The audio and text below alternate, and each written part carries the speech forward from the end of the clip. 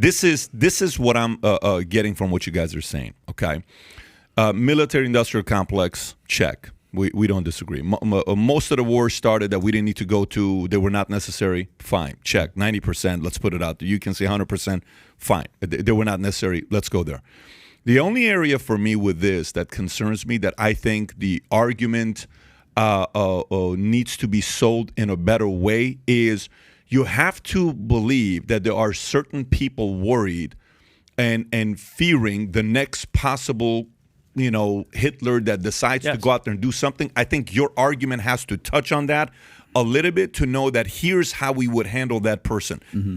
I'm a strategist. I'm a defense guy. I'm an insurance guy. I'm a financial guy. So it's always a defensive strategy in case of a market crash. If the market, like right now, inflation is about to go up. Goldman Sachs, we had a meeting with them last week saying the last time the interest rates went up twice in a span of a quarter, 3 months, we had a recession within 24 months, 60% chance there's been a recession. Well, we're in a recession right now.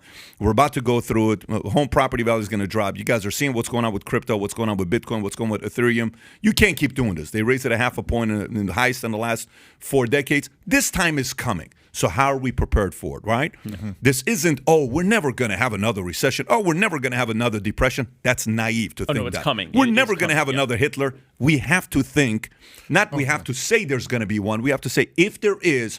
That's the only part I'm saying. If a country like a China or Russia decides to go out there and impose around their neighbors, what are we going to be doing? I guess the point that I think I was trying to get at before, and I think this is a bitter pill for a lot of Americans to swallow, that if you're looking for someone, that's us right now. Yeah, that's what I we're was the ones say. who have been that. We have I to mean, have if that you want to talk self-awareness. about the blood that Vladimir Putin has on his hands, they make this huge deal about when he invaded Crimea. You know how many people died when he invaded Crimea? 6. 6 people died in the invasion of Crimea. Now, in Ukraine, there have been, it looks like, tens of thousands of people dying, and that's 23,000 of his own people. Yeah, 24,000 of his own people. It's horrible. It's inexcusable. I'm the most anti-war person on the planet. I'm not making any excuse for that. However, it's just like, look, it doesn't always have to be Hitler exactly, but there can be very, very bad people who kill a lot of people. That was a pretty unique thing. Hitler, like gassing children and stuff. That was a unique evil, maybe the most evil thing in history. But if you're looking at who is the great evil right now, objectively speaking, we're sitting on the other side of this equation, which is, I think, a bitter pill to swallow from the inside of the empire. So my perspective on that is just like, look, we got to, let's work on rolling that evil back. If there is a Hitler that rises up outside of the United States of America, some evil person, then yeah, I agree with you. There should be contingencies in mind. We should be thinking about what can we do to kind of have the whole world unite against this unique evil if that were to arise. However, my only point that I keep kind of, harping on is that we are definitely the closest to that right now. Not us, our federal national government. And this has been sold by always invoking this guy's the next Hitler. Saddam Hussein was the next Hitler. Yeah. And then Gaddafi was the next Hitler. And then Assad is the next Hitler. And then every single war that they want, they always tell you this guy is the next Hitler. So I am just more concerned. I think in reality, it's much more of an issue, the blood that our country has on its hands right now, and the fact that this obsession with finding the next Hitler leads to claiming people who could never, like the idea that Gaddafi, after decades of ruling this country, was about to go Hitlerian genocidal, was complete nonsense. And it's basically been demonstrated at this point that all the intelligence on that was wrong. And look at the result of it. Would you put Gaddafi and Putin in the same camp? Like Putin's not capable of doing that? No, Putin is more capable. Yes, they are more capable than. But to deal with those people, you don't have to have a military-industrial complex. That's my point. If we, we're not saying that though. Yeah, no one's saying that. No, nobody here is saying that at all. You don't have to have a military-industrial complex to deal with the next Hitler, whatever that next Hitler is. No. You can do it without the military-industrial complex. Hitler, Stalin, and Mao were left. Well, Hitler was a right-wing reactionary. Was the leader of a right-wing reactionary movement. Stalin and Mao were leaders of the left-wing reactionary movements. Actually, Lenin was, and then Stalin took over. But Mao was in charge of the left-wing reactionary movement in China. These are reactions to bad systems. It wasn't like everything was going great in those countries, and then mean old Hitler, Stalin, and Mao showed up, or mean old Lenin, Hitler, and Mao showed up.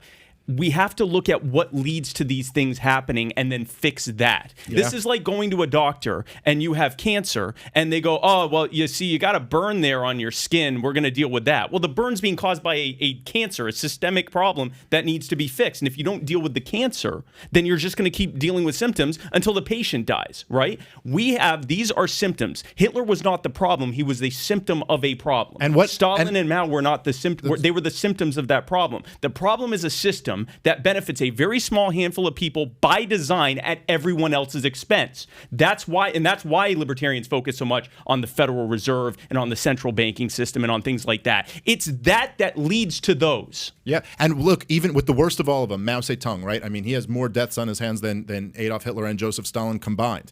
And look, Richard Nixon went over to China and shook his hand. And Pat Buchanan, the most right-wing, guy you could think of, was writing speeches for him. Pat Buchanan literally said in his book that he was making himself nauseous because he was Nixon's speechwriter, as he had to write these nice things about Mao Zedong. I mean, imagine writing nice things about the most worst human being who's ever existed on the planet, But he did that. And that opened up relations. And that was better. If I was thinking about how to deal with a country like China or like North Korea or something like that, I'd be almost down for some like guerrilla private organization to be like, we're smuggling DVDs and like internet hotspots into this country to open it up. So that's what they're terrified of. That's what North Korea is terrified of. They're smuggling DVDs from South Korea, and they start seeing the South Korean soap operas, and they go, why do they have so much food on their plates? You've been telling us we're richer than them. Why? I've never seen this much food. You know what I mean? It's like that's the question becomes like to Spike's point, what caused this cancer, and then what is the cure for it? Yeah. And the cure for it isn't military confrontation. They said the downfall of the USSR wasn't anything militarily; it was freaking blue jeans. Yep, that's right. And movies. It was that and really, what is that? That is a result of the fact that our economic system of capitalism, even the kind of corrupt capitalism that we had, was superior to their economic system, and that they ultimately wanted a good life like Americans were having. Right. So if you like this clip and you want to watch another one, click right here. And if you want to watch the entire podcast, click right here.